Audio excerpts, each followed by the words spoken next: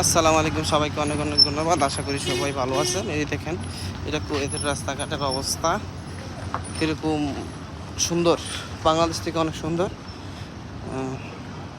দেখেন কী অবস্থা। সবাই মনে করে যে কুয়েত অনেক সমৃদ্ধশালী একটি দেশ।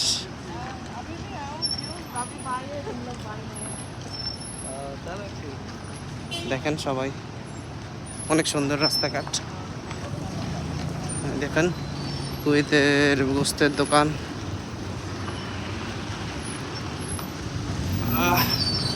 এগুলো আর মধ্যে বলা ময়লা ফেলা। এখন সবাই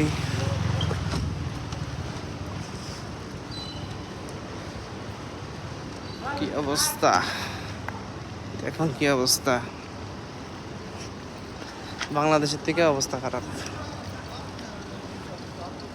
এদিকের বসতি অতটা বেশি না, তারপরেও